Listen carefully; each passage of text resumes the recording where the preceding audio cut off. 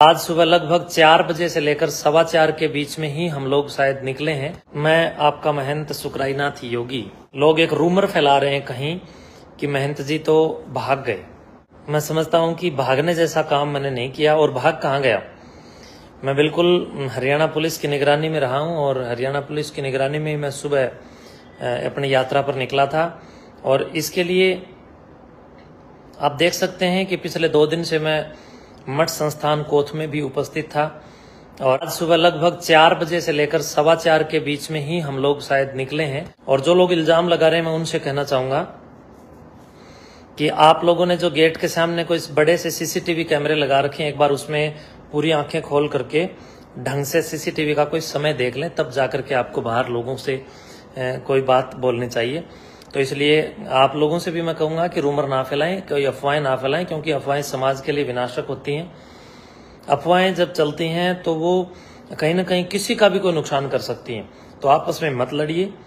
और रही बात, लोग कह रहे हैं कि फोन के द्वारा संपर्क करके मुझे बता रहे हैं कि कुछ लोग रूमर फैला रहे हैं कि फलां सामान मठ का खाली हो गया, ये वो सब झूठी बातें हैं। जब मठ में आप लोग प्रवेश करोगे तो मुझे अभी जो ग्रामवासी देख रहे हैं, एक बार आप अभी बेशक जाकर के देख सकते हैं। अभी भी अगर आप जाकर के देखेंगे तो मठ का जो मुख्य द्वार है, मुख्य द्वार के ऊपर एक कमरा है जो पुराने समय का है। उस कमरे में बिल्कुल पूरे बर्तन भरे हुए हैं, ठसाठस वो भरा हुआ है। इसके साथ साथ जो टीन साइड के नीचे जो 3 कमरे पुराने बने हुए थे, उस टीन साइड में बीच वाले कमरे के अंदर भी काफी बर्तन वगैरह हैं। और 1 नंबर जो कमरा है गेट की तरफ से, उस कमरे के अंदर अनाज का भंडार भरा हुआ है। अनाज की बड़ी बड़ी टंकियां भरी हुई हैं और बहुत सारे कट्टों के अंदर गेहूं उसके अंदर बड़ी मात्रा के अंदर भरी हुई है। तो इसलिए जरा याद रखिए, अन्न का भंडार पूरा है, लेकिन कुछ लोग गुमराह कर रहे हैं, उन लोगों से आप गुमराह ना हो।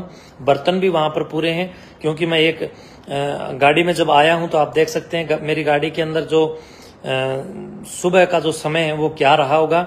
और गाड़ी में कितना सामान आ सकता है? 5-7 जोड़ी कपड़े थे और बाकी मेरे साथ में कुछ पुलिसकर्मी थे और कुछ एक मेरा पायलट, एक मेरा ड्राइवर था और इसके साथ साथ 1-2 और सेवा सहयोगी मित्र या सेवक साथ में थे।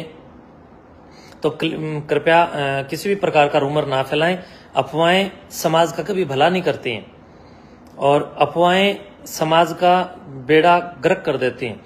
इसलिए आप लोग जरा विचार कीजिए। और जो झूमर वाला जो भवन है, अष्टपहलू भवन, उसके ऊपर अगर आप लोग जाकर के देखेंगे तो वहां पर जो बड़ी बड़ी संदूखें जो रखी हैं, उन संदूकों के अंदर कितने ही कंबल और जितना भी सेवादारों के लिए जो वस्त्र आदि की जो व्यवस्था है वहां पर है।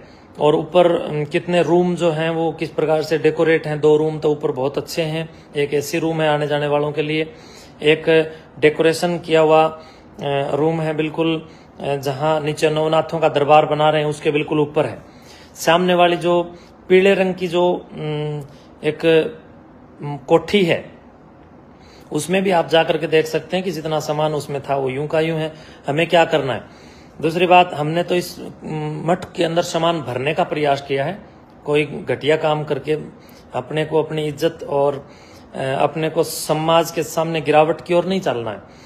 तो इसलिए हमने कोई भी किसी भी प्रकार का एक तिनके का भी वहां से कोई स्वार्थ सिद्धि नहीं। हाँ, मेरी जो पुस्तकें थी वो पुस्तकें जरूर मैंने अपनी गाड़ी में कुछ रखी हैं।